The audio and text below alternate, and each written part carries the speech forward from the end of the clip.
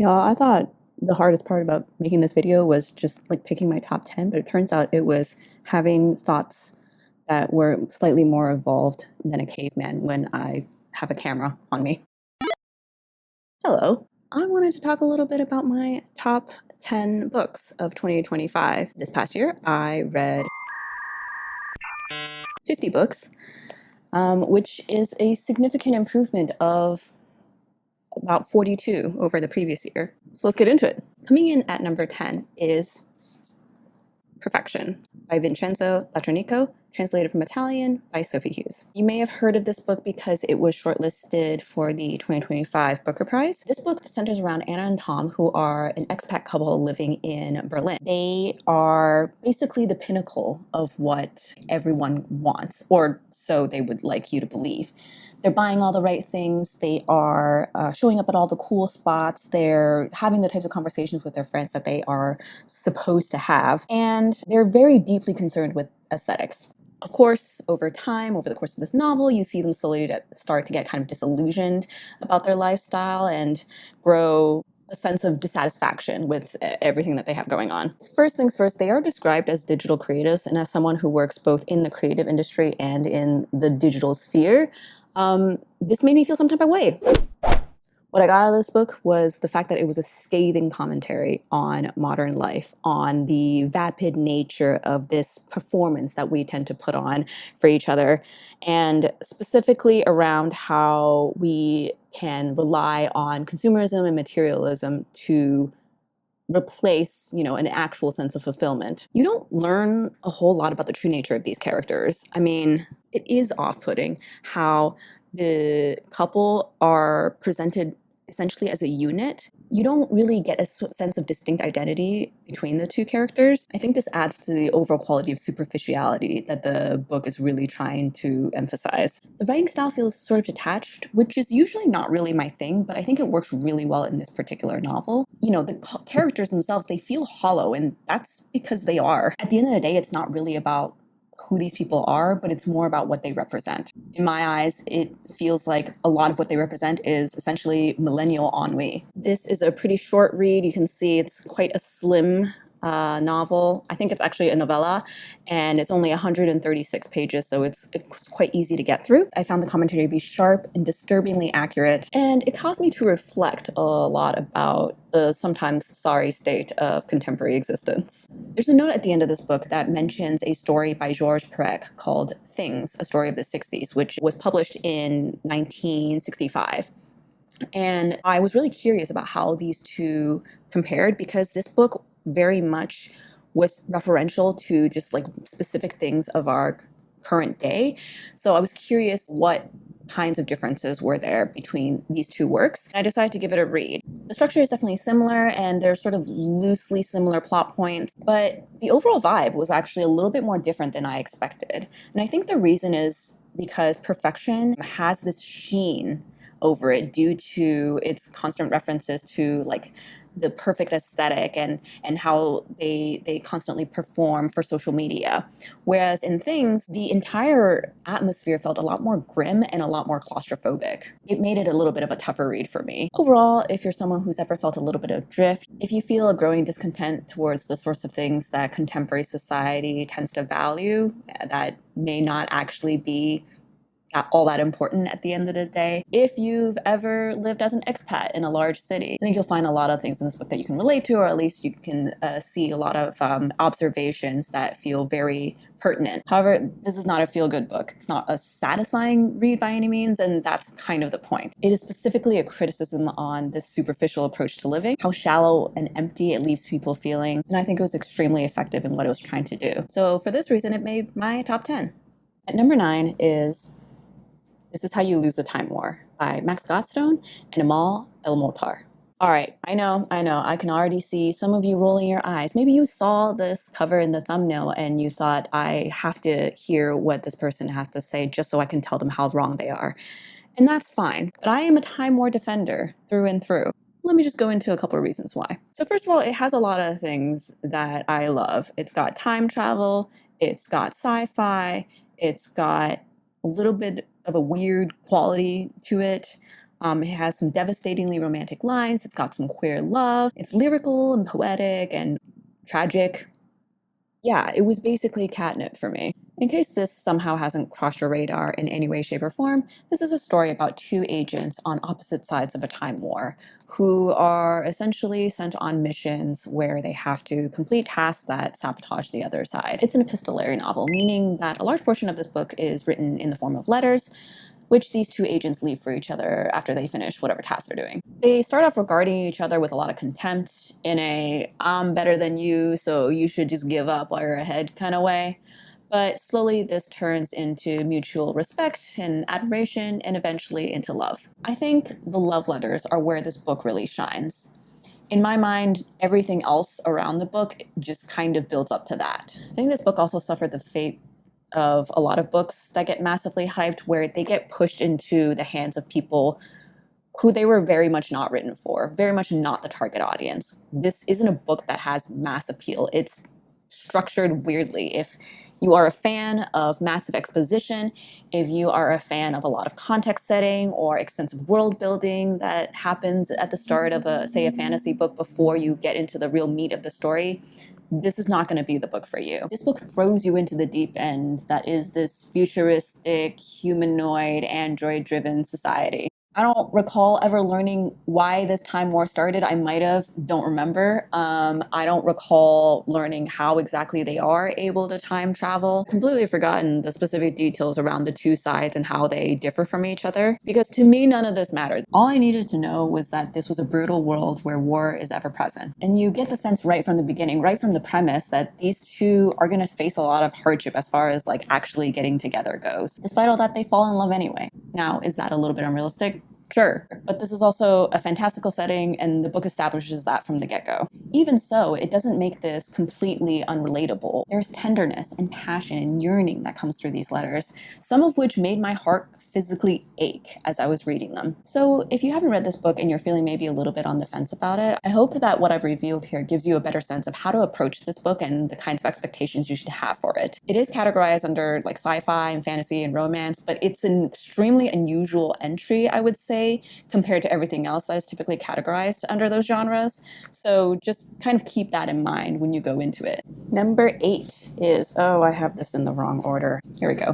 Lincoln and the Bardo by George Saunders. Oh, what a special, special book. Another one that's written in a very unique style that definitely takes a little bit of getting used to, but once you get in the swing of things, oh, the payoff is so worth it. The novel begins with the death of Abraham Lincoln's 11-year-old son, Willie. This is set against the backdrop of the 1862 American Civil War, and of course President Lincoln is absolutely devastated. This is an actual historical event that happened too, but of course beyond this sort of nugget of truth, then the rest of the story is very much a work of fiction. Lincoln makes repeat trips back to the crypt in order to hold his dead son's body. Willie, while he's there, realizes that he has no way to communicate with his dad anymore, which then makes him realize something's amiss. And it turns out that he's trapped in the bardo, which is the space between the living and the dead. While I was prepping for this video, I learned that bardo is actually a term that comes from Tibetan tradition, which I thought was really cool. Willie isn't alone in the bardo, however. There is a huge cast of eclectic characters, all of whom have their own struggles that they're dealing with, as well as a lot of interpersonal drama that's happening. This is unlike any book I have ever read. It has elements of historical fiction, of magical realism, of experimental fiction. We flip back and forth between dialogue exchanges and excerpts that are taken from books or articles, newspaper clippings, letters, and so on. And every piece of content or every line of dialogue is given an attribution, similar to what you would find when you're reading a play. This is another one of those books that throws you into the deep end. The structure is definitely unusual, and you kind of have to adjust your brain a little bit to get used to it. But I loved the end effect of what writing in this way did for the story. This book deals with themes of grief, father-son relationships, regret, what it means to be a good person, of course racism given the historical setting, war and the effects of violence. I mean, the sheer scope of this book is actually kind of astounding.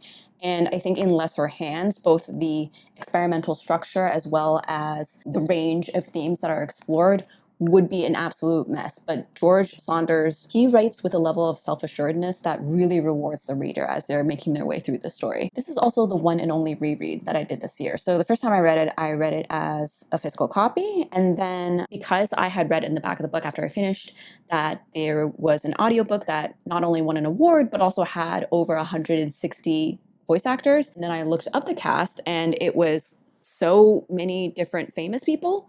So I was like, okay, this seems like it could be a fun time. And while I did like the audiobook and I thought it was very well produced and very well acted, I don't know why, I just didn't enjoy the story as much in audiobook form. And that could just be my own personal bias towards reading physically. I think if I were to go back and do it all over again, I would do an immersive read with this, where I'm listening to the audiobook at the same time as I'm reading it. I think that would have been the peak way to experience the story. All in all, this was a deeply moving tale that I couldn't stop thinking about long after I had turned the last page. Number 7 was a library book, so I don't have a physical copy of it, but it is I Want to Die, But I Want to Eat Tteokbokki by Baek, se-hee, translated from Korean by Anton Her.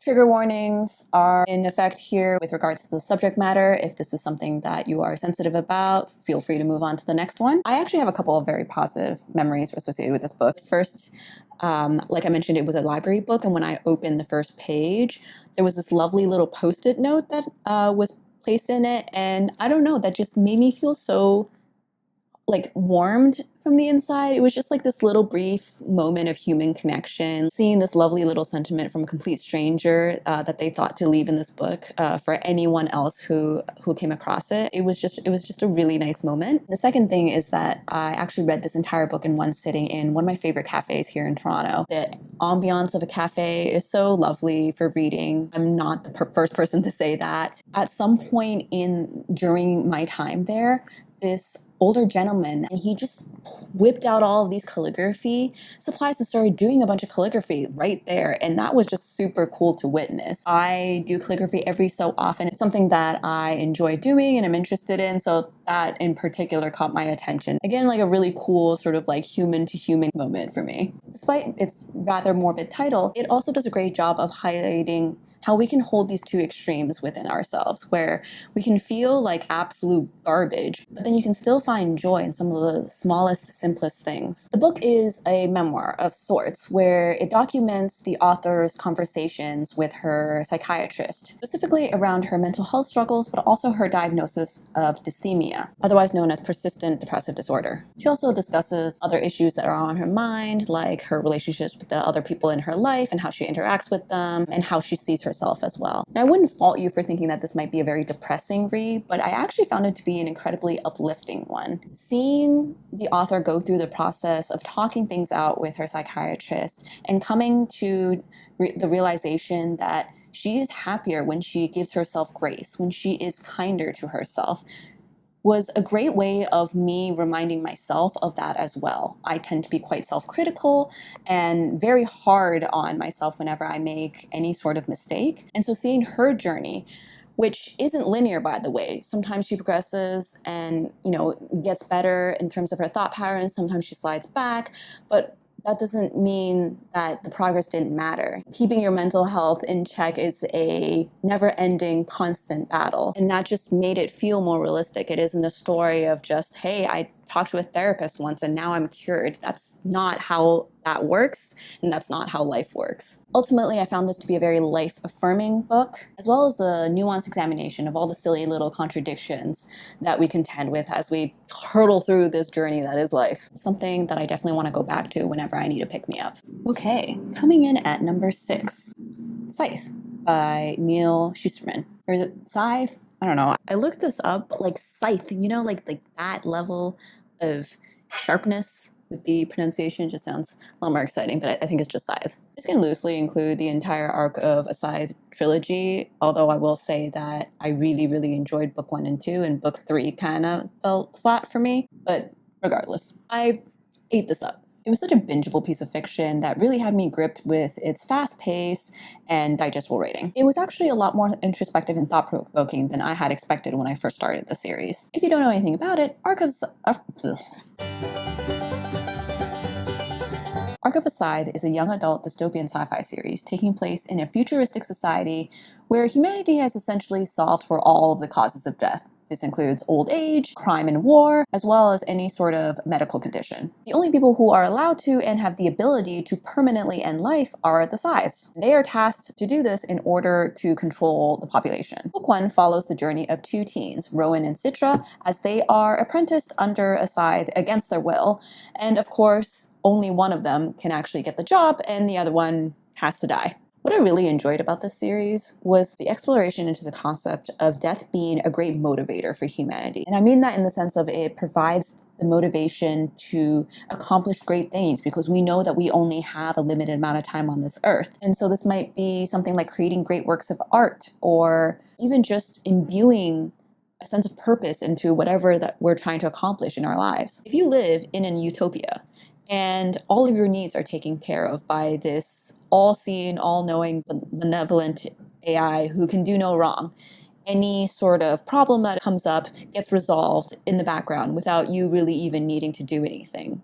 What then?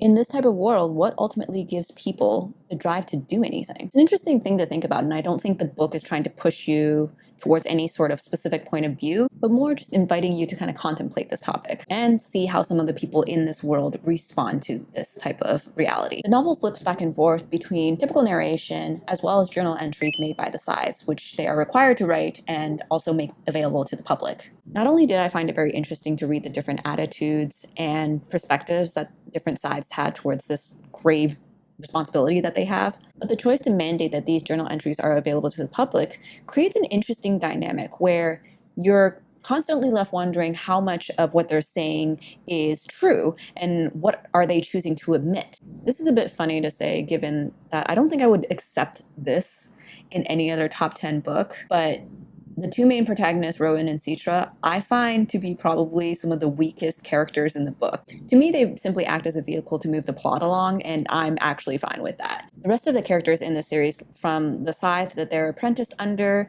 to a character that gets introduced in book 2 that goes on an absolute insane journey between that and the third book, and even some of the side characters like Rowan's best friend or the High Blade, I found all of those to be very interesting, and to me, they more than made up for the relative blandness of the two protagonists. I thought this was a really fun take on a YA dystopia. It has plenty of twists and turns to keep you hooked, and it's got a really well thought out world that invites the reader to think about what the costs of a utopia actually are. All right, we've made it to the halfway point. Coming in at number 5. Dracula by Bram Stoker. So this was the last book that I finished in 2025, and what a great book to end on. I never thought that I'd read this because I simply don't like horror. It's not my genre. I don't watch horror movies or TV shows. I don't play horror games. I still have a very strong memory of back in high school when I sat in the dark with a couple of other friends as they played Amnesia, and I absolutely hated it. It should come as no surprise that there was nothing compelling me to read horror books. So how did I end up reading this? It started when I sent a photo of this beautiful edition that I saw in the bookstore because I just thought it was cool, and he was a horror fan. I mean, look at that. I mean, it's just cool. He replied saying, hey, pick me up a copy. Now, this is a book we're talking about, so in my head, I was like, well, as long as I have it, I'm not going to see you for a couple of months. Might as well give it a shot before I pass it over. I did not expect to end up loving this book, and I also didn't expect to not finish it in time before I had to give it to him, so I had to go back to the bookstore and pick up another copy for myself. Now, I'm gonna be real. I have never cared about vampires. I actually don't think I've ever watched a vampire movie. If I did, I have zero memory of it. And so I came into this with zero idea of what the plot was going to be. Me when I somehow avoid spoilers for something that was published in the 1800s. For the other 0.001% of you who may not know what this book is about, the plot follows a solicitor named Jonathan Harker who has to travel to Transylvania all the way to Count Dracula's castle in order to help him purchase some property outside of London. We start the book with his POV, which is written in the form of journal entries. Why, I really like epistolary novels, don't I? After his return from the castle, the POV switches between various other characters surrounding Jonathan. We have his wife Mina, we have her best friend Lucy, and 3 other men, all of whom work together to try and figure out what is causing all these mysterious events to happen in town. So first of all, I want to say, Mina Harker, bless her soul. What an amazing character. I love that every single other character in this book is simping after her because, like, same. Now, are there some outdated ideas about what men and women are good at or should be responsible for? Yeah, I mean, it's kind of comes with the territory. This book was written in the 1800s. Despite that, Mina is such a powerhouse of a character. Every time she pulled something off or like saved everyone's butts, I was internally cheering. If Mina Harker has no fans, I am dead. This book had such a great mix of suspense and dread, triumph and camaraderie, tender expressions of love and friendship, and some genuinely spooky scenes that had me pretty stressed. If you're nervous about this, hello? If you're nervous about this being a classic, don't be. I found this to be very approachable and very readable. The pacing I thought was great throughout, and the switching of perspectives also really helped to keep things moving. If you're not a horror fan, don't let that stop you. No one is more surprised than me that I ended up loving this. And now that I know horror novels could be something I enjoy, I'm excited to dig into the genre a little bit more. Number 4 is Rejection by Tony Tulathimutte. This book needs to come with a warning label because I have never felt more uncomfortable reading a piece of literature than I have with this book. It is also one of the best books I've ever read. Rejection is a collection of interrelated short stories that explore the different ways in which people face rejection in their lives and the often self-destructive and harmful ways in which they deal with it. The book is full of satire, dark humor, biting commentary, and unlikable characters. It also holds a mirror up to a society that is far more obsessed with appearing like a good person than they are with actually being one. It shows the dark side of obsession, whether that's with a specific person or a particular activity, or with a certain ideology, and also how detached from reality and from each other that we can become as a result. I never knew where this book was going to take me. There were times where I wanted to slam this book shut and just like throw it across the room because I was so upset by what was happening. You know how earlier I had a book that I said was very life-affirming? This is probably the polar opposite of that. It made me fear for humanity. Despite all that, the craft on display here is magnificent. I think this author was basically born to write. One particular story, which was already grotesque to begin with, ended in such a shocking way that my jaw was on the floor. I think it features deeply revealing commentary about the absolute insanity that is modern internet culture, identity politics, isolation, how we navigate relationships in this day and age, and the ways in which deeply flawed people cope with it all. It's also funny and observant and sharp. It made me cringe and sometimes really despair. But through it all, it felt very human, for better or for worse. I honestly couldn't shut up about this book after I finished it, and as much as I want to read it again just to experience how great the writing is, I also don't know if I could put myself through that again. 5 stars. Okay, we have made it to my top 3. So coming in at number 3 is One Day Everyone Will Have Always Been Against This by Omar Akkad. It is a hallmark of failing societies, I've learned, this requirement that one always be in possession of a valid reason to exist.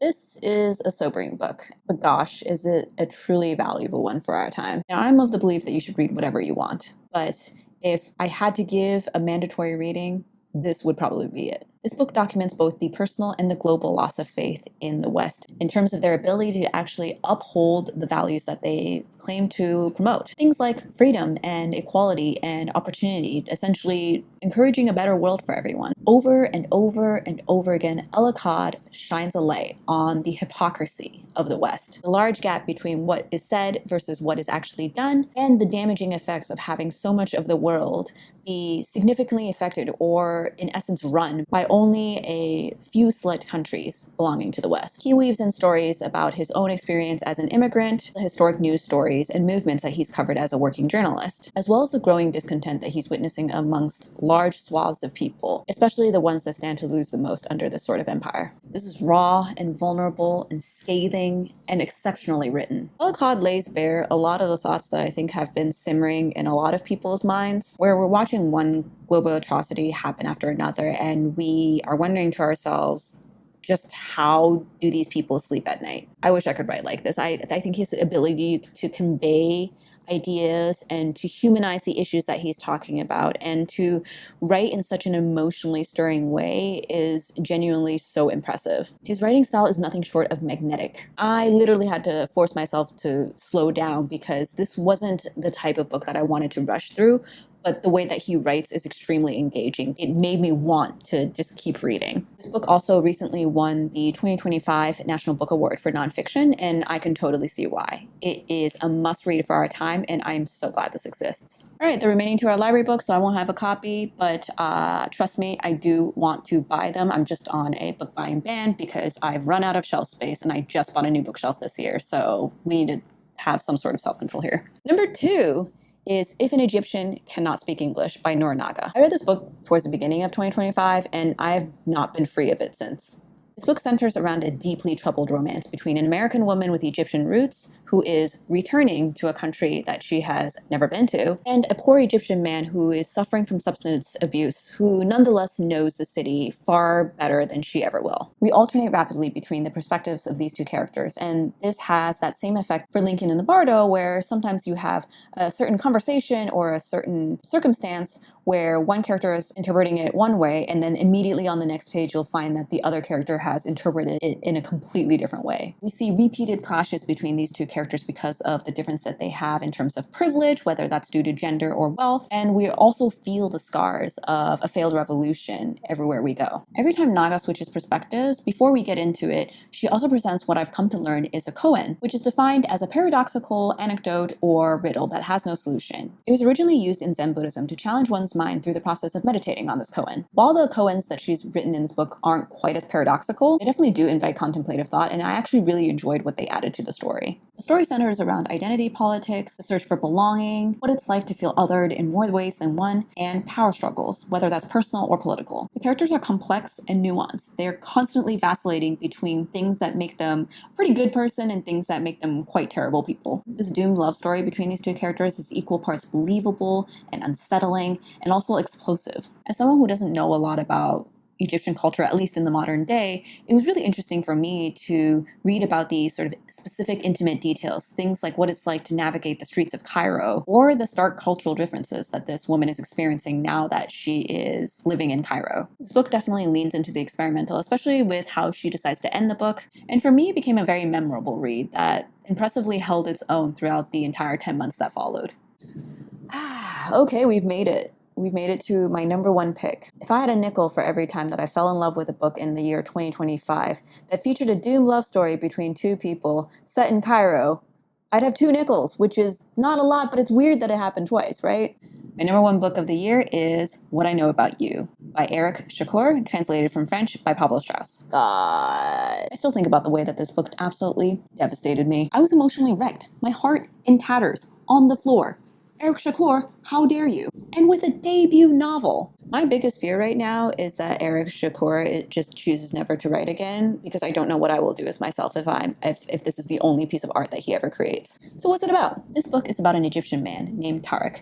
Ever since he was a boy, he had his life all planned out. He was going to grow up to become a doctor just like his dad. He was going to get married, have kids, the usual. And everything is going perfectly according to plan, until he meets Ali. What follows is an intense relationship between the two that threatens to tear not only Tariq's entire family, but his entire life apart. The novel is largely written in the form of, you guessed it, letters, from a mysterious person who seems to know a lot about Tariq's past, the very past that he is desperately trying not to think about. If you like slow burn, if you like gorgeous prose, if you like a deeply emotional story that explores the dynamic between two people from vastly different backgrounds, if you like family drama, if you like yearning, boy, is this the book for you. Tariq is a deeply sympathetic character, despite the fact that he is also actively doing things that harm people that absolutely do not deserve it. And this is because Shakur paints such a beautiful and intricate portrait of his relationship with Ali. There's a part of you that can't help but go, what if? What if things do work out between these two? What if everything was beautiful and nothing hurt? I also really enjoyed the mystery elements of the story, including but not limited to who the identity of the narrator is. You get these tiny little clues that are drip fed to you throughout the story. The emotional roller coaster that this book sent me on in the last third of the book. Eric Shakur, I'm in your walls. I pounded my clenched fist against the wall. Fadia grabbed my arm to hold it back. She managed to restrain me. I let myself fall against her, unable to get a word out. I'd cut the phalanx of one of my fingers. Blood was gushing out, preferring this sudden light to the prison of my veins. Inert, I watched it slowly drain away, joining a tendon to form a scarlet furrow before drying out. I wept with rage. I was exhausted. I was 1,000 years old. I mean, come on. Come on. I was actually looking through an old conversation that I had with a friend about this book, and I wanted to share this screenshot of me absolutely falling apart at the seams. In the conclusion, Look, by the time I was getting close to the end of the book, which I was deeply dreading because I didn't want it to be over, there was another part of me that was also actually kind of afraid because I was enjoying the book so much that I was like, oof, if this has a bad ending, I'm going to be so heartbroken. I should have had more faith in my man, Eric Shakur, because he nailed it. 10 out of 10. No notes. I want this book to be in every bookstore. I want to shout about this book from the rooftops. I'm so excited to read this again with the knowledge that I now have and see exactly where the clues were left for the reader in terms of the various mysteries that get unveiled. I'm also very, very envious of anyone who gets to experience this book for the first time. It is one of those books where I wish I could wipe my memory just so I could experience it for the first time again. I got nothing else to say. Go read it. So there we are, my top 10 favorite reads of 2025. Do you agree? Do you disagree? I would love to hear your thoughts, and I'd also love to learn what made your list of favorites for the past year. Thank you so much for watching, and I'll catch you later.